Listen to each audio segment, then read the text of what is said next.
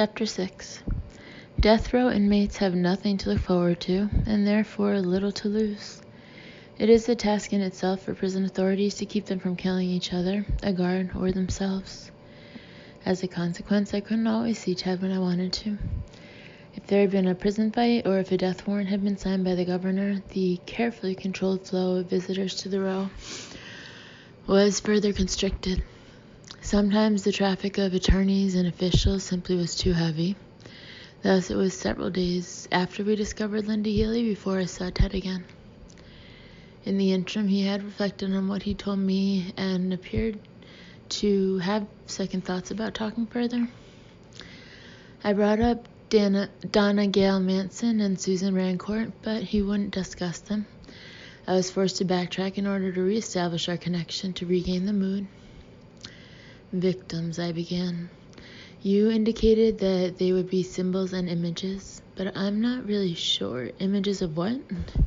Of women, he exclaimed. I mean, of the idealized woman. What else can I say? A stereotype? No, they wouldn't be stereotypes necessarily, but they would be reasonable facsimiles to women as a class. A class not of women per se, but a class that has almost been created through the mythology of women and how they are used as objects. Would there be a standard of beauty or attractiveness? I wondered, thinking of the range in the victims' appearances. Everyone, Bundy answered huffily, has his standards. He said that a distinctly unattractive, overweight, or otherwise unappealing woman wouldn't be a candidate. The person's criteria, he explained, would be based upon those standards of attractiveness accepted by his peer group. In other words, Ted's potential prey were pretty, middle-class, mostly suburban white girls against whom he obviously bore a consuming, violent hatred. Another question had bothered me. Do certain women, as had been suggested, attract their assailants by the way they move or act? I asked Ted if the victim shared some detectable vulnerability. The answer was no, couched in typically turgid language. What we're talking about here is just opportunity, he said, as opposed to more discrete factors that would be exhibited by the person. In other words, the girl simply had been in the wrong place at the wrong time. Despite the strictness with which visitors are monitored, prison is no obstacle to the convict's practice of everyday vices. The day after we discussed his standards of beauty, Ted came into the interview room stoned. I took the opportunity to bring up Kathy Parks, who was taken 260 miles from Oregon to Taylor Mountain. Why Oregon State? I began. Why did he go to Corvallis? Ted seemed in an expansive mood. He obviously felt like talking. It would be an attempt to commit a crime without it being linked to other crimes, he said. Is there a way to distinguish the personality, the characteristics of the personality at that time? Parks disappeared in May, and Ball disappeared on June 1st, which is just a little less than a month, he replied. Georgianne Hawkins disappeared on the night of June 11th, which is just a few days after the Ball disappearance, so we can see by the short period of time that elapsed between the disappearance of Parks and the disappearance of Ball that there would not be a great deal of change in the state of mind of the individual. Ted's head had begun to loll. His attention strayed to the windows and around the room and then back to me. Keeping him concentrated was like helping a drunk find his car keys. How different, Ted, would his approach be from the earlier killings? The M.O. he slurred is somewhat more sophisticated than the one employed in the Healy case. He may have approached her and asked her if she'd like to go to Taylor Mountain. Bundy laughed. How about that? And he laughed again. Just a friendly little get-together up there. I wasn't amused. Would she be walking across campus, or she was sitting in a bar maybe? He frowned. She could have been sitting in a library studying. She could have been sitting in a cafeteria studying. She was supposed to be depressed and lonely or something. She might seek out company just to take her mind off her problem, or loneliness, depression. Let's say she was having a snack in the cafeteria and he just sat down next to her and began talking and representing himself to be a student there and suggested that they go out somewhere to get a bite to eat or to get a drink. Either he wasn't convincing enough or she was depressed enough to accept his invitation. Of course, when she got in his car, then he had her in a position where he wanted her and could then assume control over her. A jog down to a local tavern in Corvallis would probably be the farthest he would expect her to accept as a plausible kind of trip. Would he be patient enough to go to the tavern?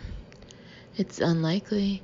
He wouldn't want to be exposed to a situation where he could be seen in her presence, certainly no more than necessary.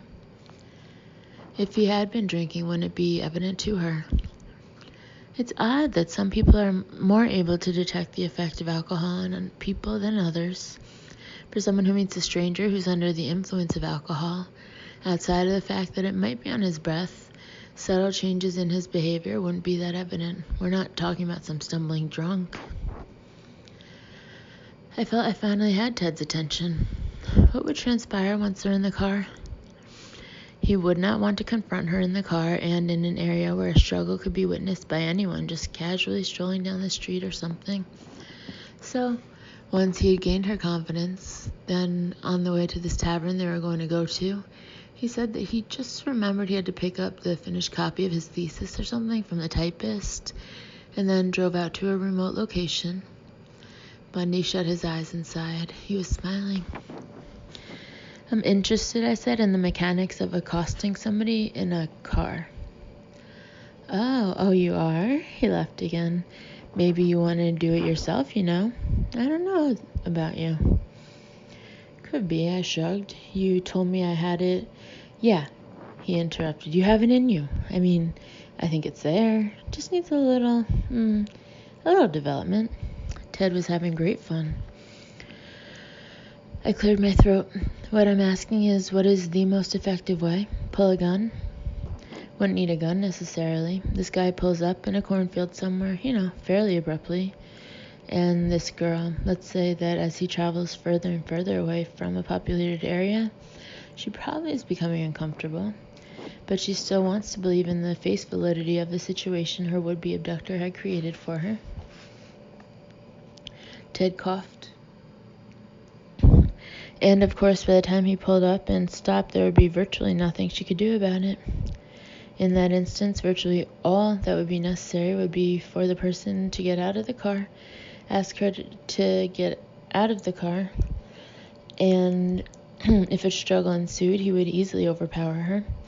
And recognizing the disadvantage of the situation, she would submit to whatever instructions he gave her, out of fear and out of whatever instructions. At that point, he would have to tell her something, to be quiet, to do what he told her to do, etc. Would he typically want the victim to remove her own garments, or would he prefer to do it himself? I don't know. Let's say that as a result of his voyeuristic activities, where he had frequently watched women undress, let's say he had a preference to watch the victims undress.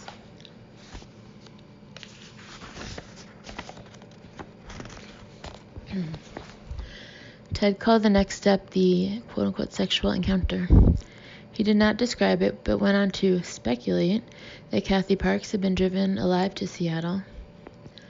I asked if the reason for taking her back alive had to do with the same interim of indecision he had discussed in the Healy case, the time following the rape when the dominant self took over and saw that self-protection required the girl be killed.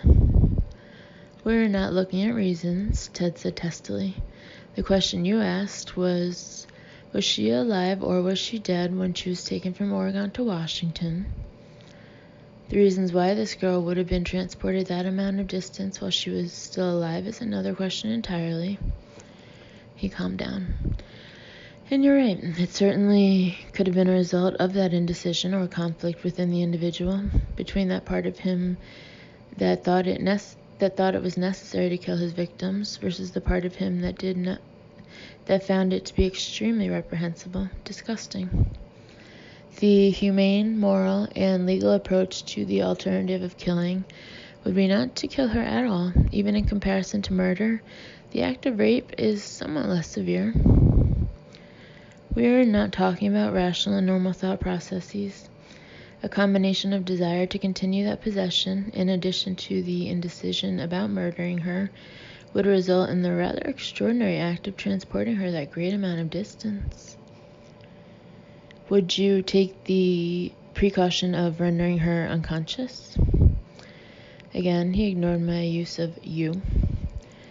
There certainly wouldn't be the need for it. We still have to remember that the individual, at least not on a conscious level, has no desire or implements no design with the goal of terrorizing or torturing the person, and he ordinarily would not want to inflict any unnecessary violence or pain to the girl, so it wasn't necessary to render her unconscious.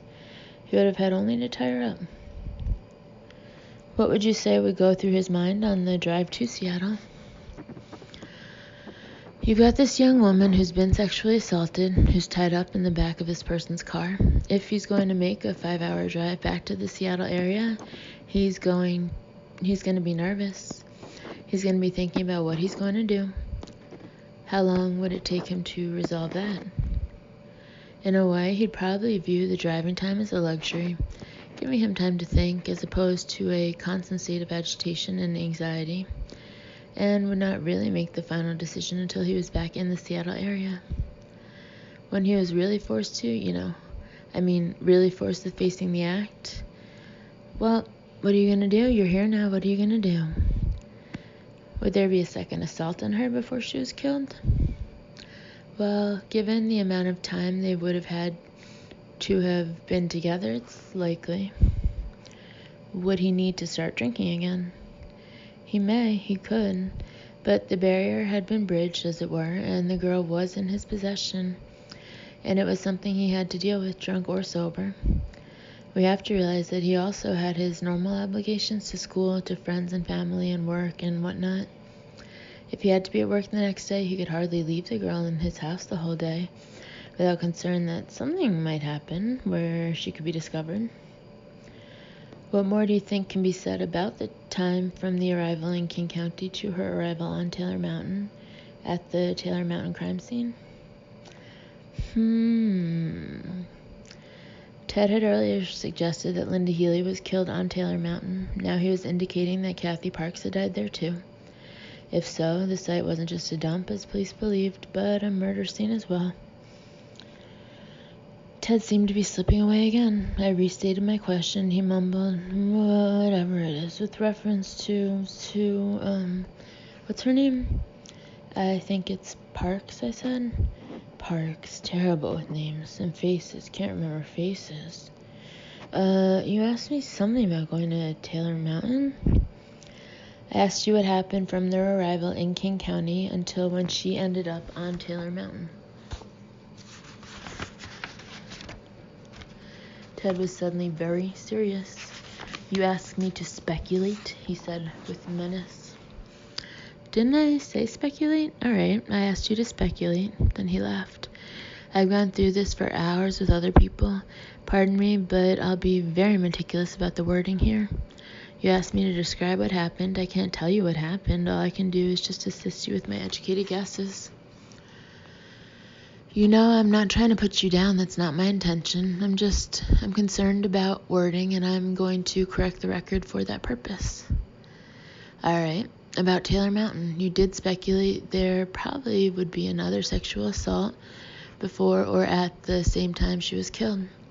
It's a distinct possibility since they were obviously together for an extended period of time. One would expect that the person became sexually aroused for a second time. I'd also guess that if he went through all that trouble, why not? Give it another lick? Ted asked merrily. Yes, I said. He was laughing again. But I'm wallowing here. Poor Miss, what's her name? Parks? I hope no one ever listens to this. They might think I was approaching a serious situation in a frivolous mood. That's not entirely true. All right. Bundy pulled himself together. Well, let's just track through. He's probably tired and very upset and nervous. Probably the only thing at that point he wants to do is to resolve the situation he finds himself in and get some rest or do something. So that before going home or taking her anywhere else, he just drove directly up to the Taylor Mountain site without much ado. Oh yeah, he interrupted himself. There was a lot of conjecture about why all these remains were found in one location. It is rather curious, on the one hand, considering he was clearly trying to cover up his crimes. Now, one of the theories advanced is that the only reason the skulls were found is because the victims had been decapitated. Well, where did the bodies go, right? Did they go somewhere else? I think we've discussed that a person that knows even a little bit about law enforcement knows that in many instances, badly decomposed bodies are identified based on dentition. And so just merely decapitating the victims wouldn't avoid their later identification. Then what is the explanation for all those skulls and miscellaneous bones being found in the way they were? We'd have to conclude that the bones were found in the condition they were found in because of animal depredation, which is not an unusual thing. This might give us one clue as to why this person returned to that site on at least several occasions. Perhaps it was discovered that when a body was left there, and later when the individual returned to check out the situation, he would find that it was no longer there, and concluded that the animals in the area were doing, his work for him, as it were, and would continue to go back there simply because he had his own garbage disposal. A whole bunch of little beasties who would, in effect, destroy every last shred of the victim. With that in mind, we can say that Parks was taken directly to the vicinity where the other bodies were found, and that at that point he killed Parks, either in the car or he marched her off the road and killed her in a more secluded location. I bought a quart of scotch that night and tried to eat a cheeseburger somewhere near dawn. I fell asleep, or passed out. At 9 a.m. I was back in the prison. Ted was in a tamer mood. I asked him about Brenda Ball. Brenda, who disappeared from the Flame Tavern on the first day of June 1974, had marked a departure from habit for him. She was not a college girl, and he had stalked her within miles of his first kill, Linda Healy. The Ball case I offered to Bundy didn't seem at all like the ones that came before it. He was interested in varying his M.O., Ted quickly replied, in such a way as not to fan the flames of community outrage or intensity of the police investigation. This is why this Ball girl found herself to be the next victim. What do you think might have happened that night? I asked. Ted repeated that he could only speculate, but he guessed that he picked her up hitchhiking and they got to talking and she had nothing to do. He would ask her if she wanted to go to a party at his place and take her home. At this point, he would exert an influence on her, which would be especially effective if she was under the influence of alcohol. He'd take her home? I asked. Sure. I pictured Ted and Brenda at the Rogers' rooming house. Did he persuade her to go up the ladder to his window? Or did he maintain a hideout somewhere? It would seem terribly risky. If you live with someone, Ted mused, but he had his own house. I see. What is going on in his mind on the way to his place? Conversations, Ted said, to remove himself from the personal aspects of the encounter, the interchange. Chattering and flattering and entertaining as if seen through a motion picture screen. He would be engaging in the pattern just for the purpose of making the whole encounter seem legitimate.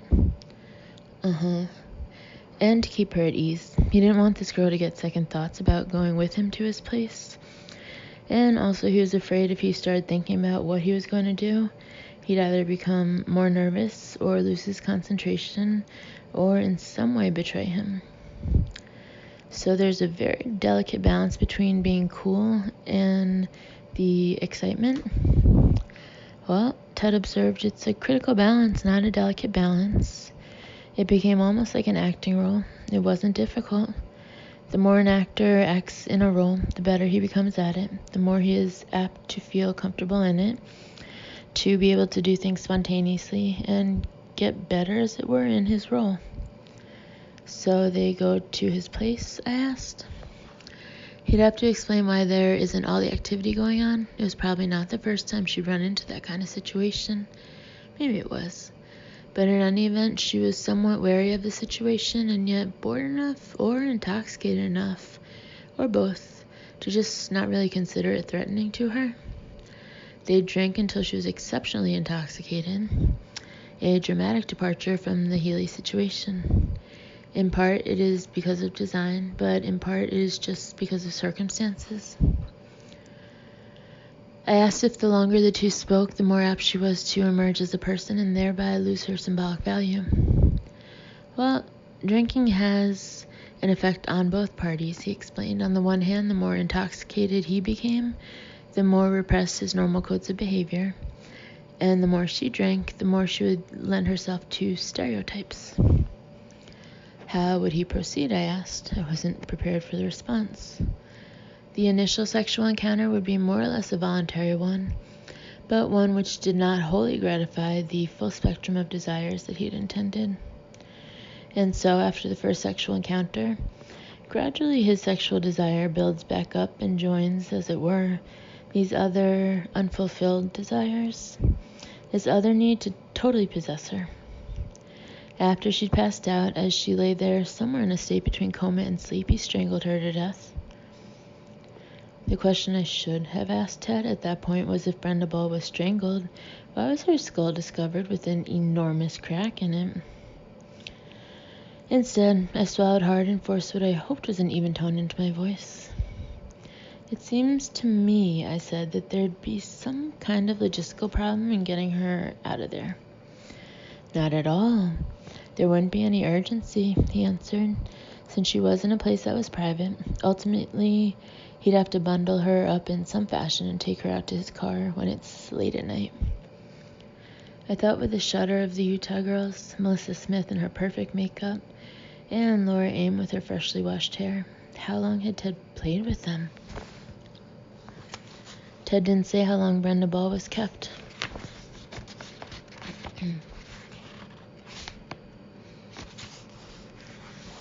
What would he do with her, I asked. Just leave her in the bed, said Ted. Put her in the closet, no one's coming in.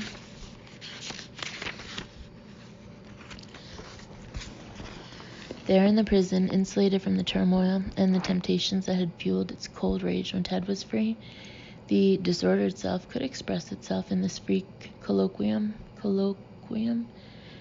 with its chronicler. At this stage, it often wanted to talk much more than I cared to listen. We didn't discuss Georgianne Hawkins beyond my observation that hers seemed to be the nerviest abduction of all. He gave a partial explanation of why such risks were taken in the Hawkins case and in the twin abductions at Lake Sammamish a month later. There were times when he felt almost immune from detection, Bundy said. Not in a mystical or spiritual sense. He didn't feel like he was invisible or anything like that. But at times he felt that no matter how much he fucked up, nothing could go wrong. Ted stopped and pondered. The boldness was probably a result of not being rational, he added, of just being moved by a situation, not really thinking it out clearly, just overcome by that boldness and desire. Only in retrospect would he wonder how he managed to succeed in spite of some of those rash and bold acts. Here was another stage of the psychopathology, I thought, as he talked on.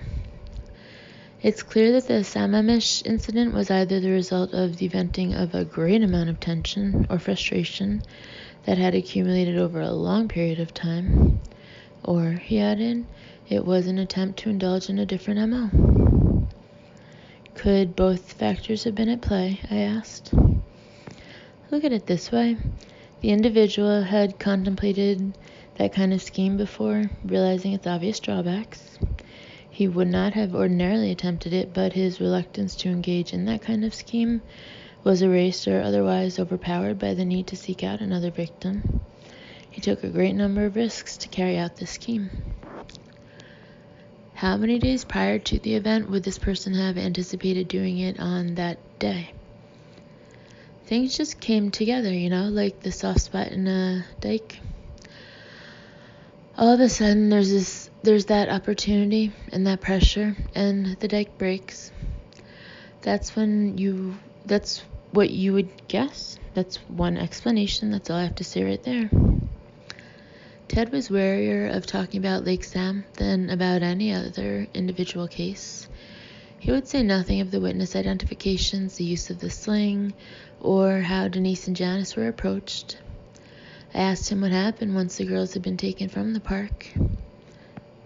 He would not be able to drive a great distance without arousing the suspicions of the girls in the car, Bundy said, and so he would seek a secluded space, a secluded area, within a fairly short driving distance of the Lake Sammamish area. Then he'd pull off the side of the road, a dirt road or something like that, somewhere where there were no cars, no traffic, or whatever. What would be the nature of the conversation between the two of them during the drive? He'd be acting a role, talking about the weather, reinforcing the ruse, just chit-chat. He had a house somewhere in the area and took them there, one girl to the house, and came back and got the other one. In order to do that, the person had to be very secure that no one would enter the house or disturb it, or that no one else lived there or would be expected to come there. That's one hypothesis. The second hypothesis would be that he had killed the first girl and then returned sometime later to search out a second individual.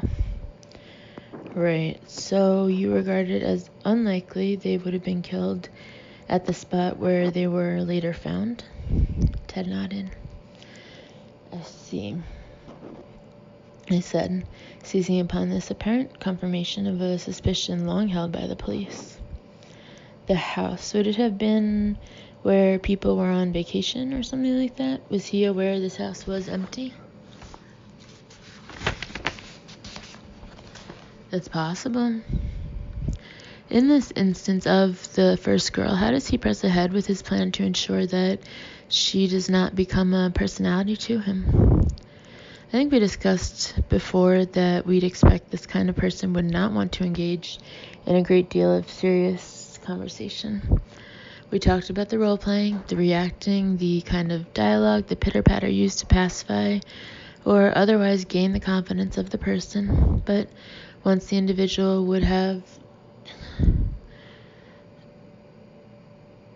her in a spot where he had, security over her, then there would be a minimum amount of conversation which would be, designed to avoid developing some kind of a relationship. What would be the method you'd expect him to use to incapacitate her? Fear. I suppose in such circumstances we could expect some sort of fear factor, a knife, a gun, anything to gain the attention of the individual. So the weapon is drawn or brandished, then what? You could tie her up and try to calm her down. It's really hard to say. Once that point had been reached, he could sexually assault her, tie her up, or whatever. Would she be gagged? Well, she might be. If the surroundings he chose were secluded enough, then it wouldn't make any difference. How would he kill her? I don't know. Strangle her, stab her, something. Did he anticipate getting more than one victim at the start of the day? Well, again, this Lake Sammamish incident would mark an extraordinary departure from the previous crimes attributed to this person. So then we would probably assume a number of departures. In all likelihood, this person knew about the criminal investigation process. If he had been acting more rationally, he would have realized that the disappearance of two girls in this fashion would yield a tremendous amount more interest and activity on the part of the police. So normally he wouldn't want to generate this additional information. But it's obvious he did, I said. Yeah, Ted answered uncomfortably. It's possible he felt the first one wasn't satisfactory. Or again, assuming this was an extraordinary departure, he's acting in a less restrained way. We might also expect that whatever desires drove him seemed to be stronger than usual. Would this have been the first instance of a double murder? It would probably be. Would the MO be the same with the second victim? With this question, he paused. His answer was a marvel of obfuscation. Since published accounts indicate that a number of women were approached in that same manner that day, and since the first one worked, since he wasn't acting with much restraint, I guess he'd figure a similar approach would also be successful. I decided to try shorter questions in hopes of more direct answers. Would he change clothes? Probably not. Would there be any alteration in his appearance? Probably not. Would the second woman be taken to the same place as the first? Well, we're figuring this person had fallen into a kind of routine or pattern, and so we'd assume he took her to the same place. Ted added, we can assume that because apparently the bodies were found in close proximity to each other. Would the second victim see the first victim? Oh, yeah, probably, in all probability. Would the other individual still be alive or not? Well, had he been cautious, he would have probably killed the first individual before leaving to get the second girl. But in this instance, since we've agreed he wasn't acting cautiously, he hadn't killed the first girl when he abducted the second. Would there have been any unique thrill or excitement from having the two of them there together? Ted wouldn't answer the question. In all probability, we're talking about an aberration here, a unique circumstance. Would the first victim be conscious? In all probability. What happened when they encountered each other? It seems there would be little importance attached to the arrival of a second individual. It seems the person would be more acutely interested in her own welfare and well-being.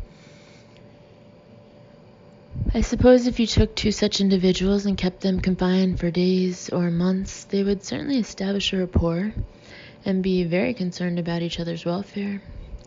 Here, there was a good amount of fear and panic. Most of us freeze under those circumstances. We might surmise that in this case there was little interaction. As such, this individual would not want any interaction, as he did not want interaction on a one-to-one basis. What happens then? He'd follow the same pattern with the second girl as the first. In view of the other girl? In all probability, yes. I thought that by now I had become immune to specific shocks, but I wasn't. According to what Ted had just said, Janice Ott, in all probability, watched him assault Denise Naslin in what he called an aberration, a unique circumstance. The two girls had been alive together at his unknown lair. Hours later, a physically spent Ted was eating hamburgers with Liz Kendall and complaining about his cold. After the sexual assault, he has two bound victims, I observed. What does he do now? Well, came the reply, by this time his frenzied, compulsive activity of that day has run its course. Then he realized the jeopardy he was in.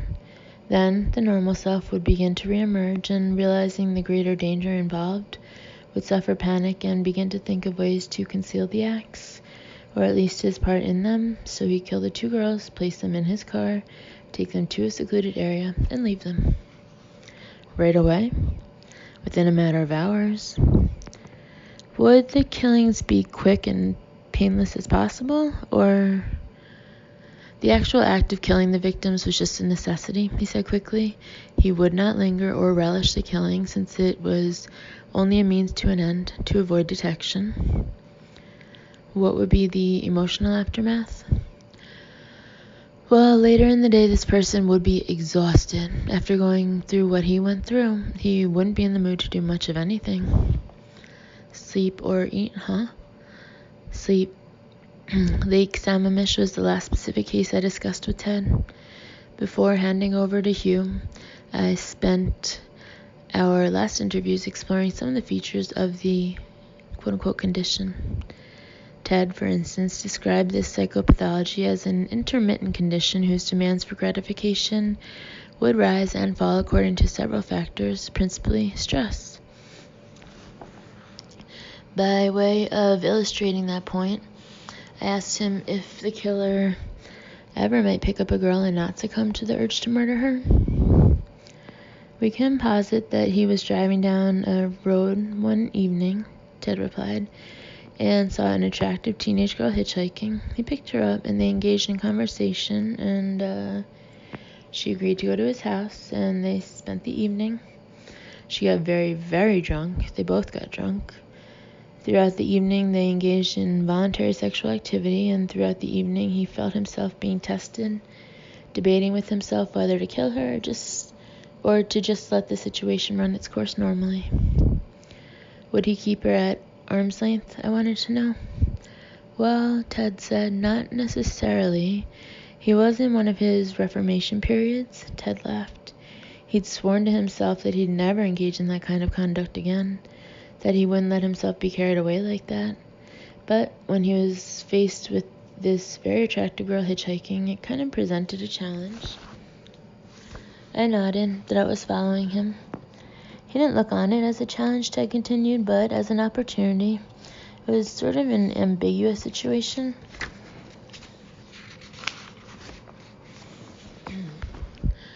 It seems as if his normal self was responding positively to her, I suggested.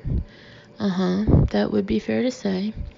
The sexual activity was very responsive and very energetic. Bundy paused and looked at the ceiling.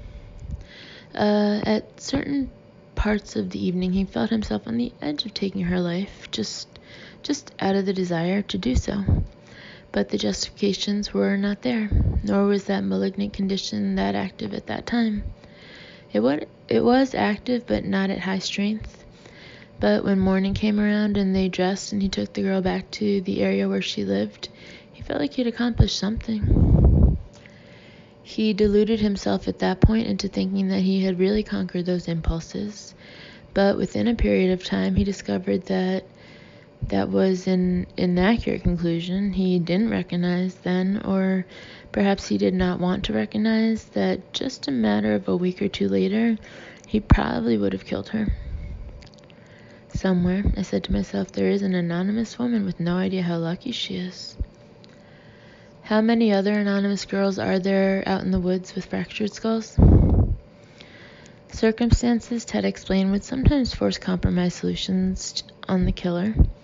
He offered an example that reflects the unmanageable power of the compulsion together with the shrewdness with which the hunter would approach his prey. In the wake of a particular crime, Bundy said he was not in a state of remission.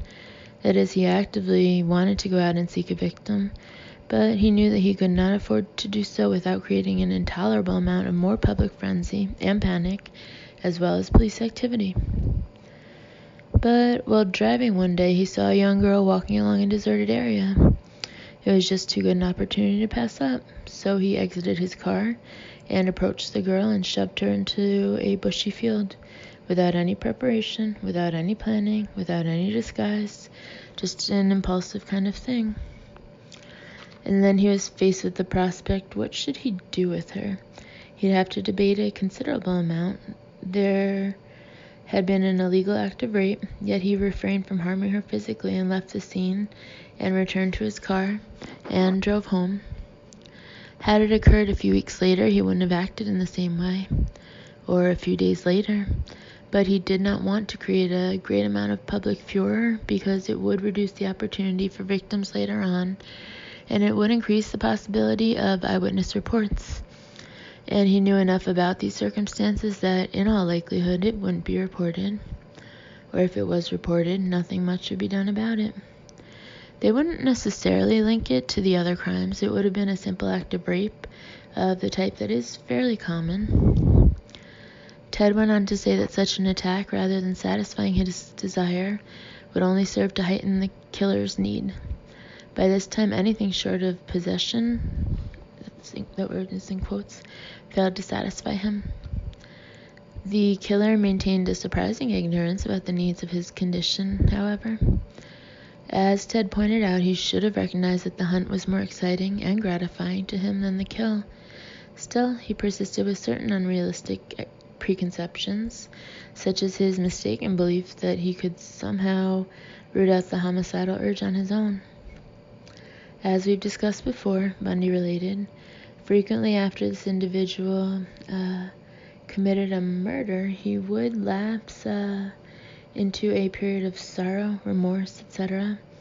And for a period of time, he would do everything to overcome and otherwise repress the overt behavior.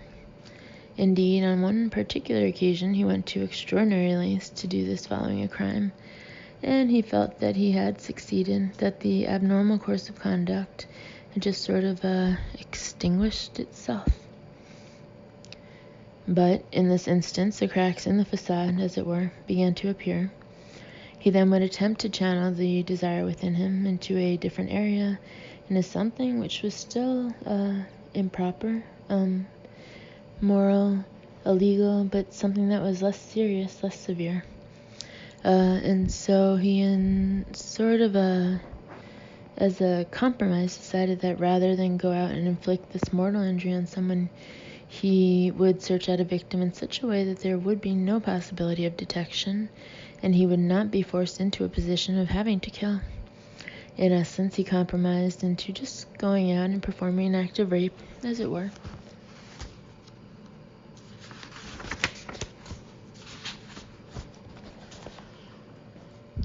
I was staring at Ted. Ted was staring at the tape recorder in his lap, watching the reels turn, collecting his words. So he began to just go out driving around the suburbs in the city that he was living in. And one particular evening, he's driving down a fairly dark street and saw a girl walking along the street. Okay. Because the area was dark and she was alone, he decided to select her as a victim for this intended act of sexual assault. He parked his car down the street and then ran up behind the girl. Just as he came up on her, they were at a place where there was an orchard, a number of trees or something. As he came up behind her, she heard him. She turned around and he brandished a knife and grabbed her by the arm and told her to do what he wanted her to do. To follow him?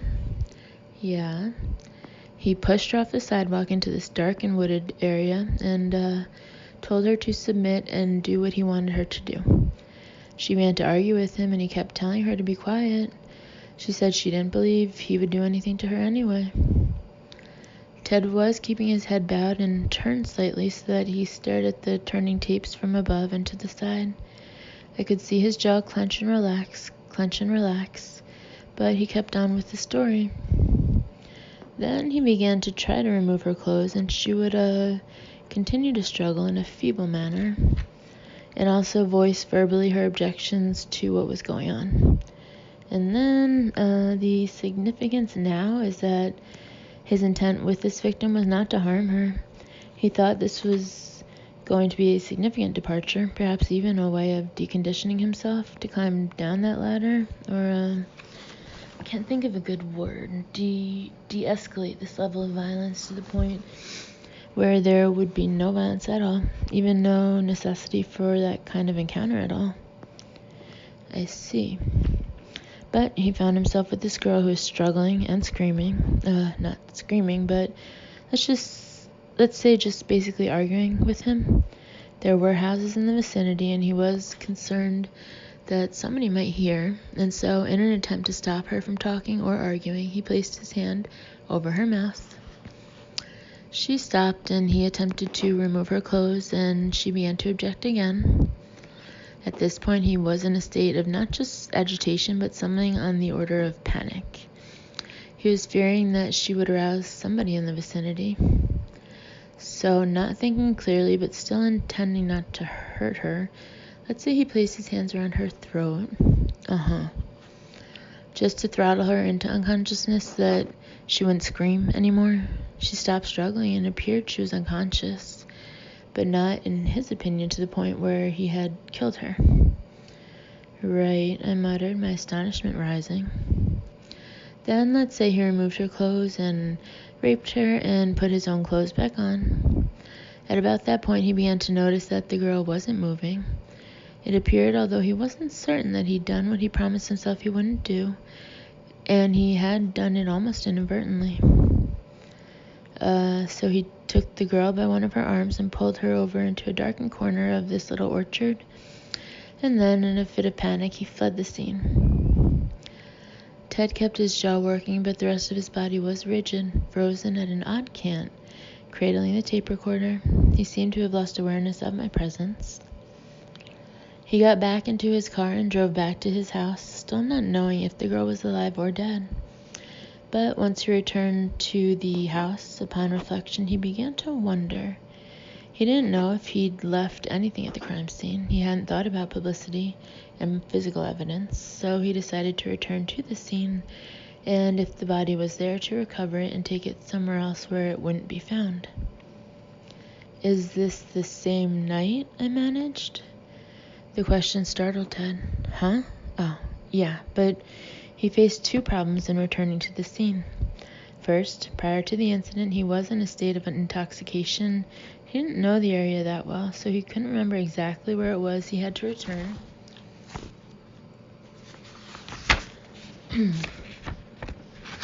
Couldn't find his way back, as it were. But let's say after a considerable period of time driving about in the general vicinity, he was able to locate the area. It was getting fairly late about this time. Nobody was in the vicinity, so apparently she hadn't gotten up and gone away, and the police hadn't returned to the scene, or she was still there.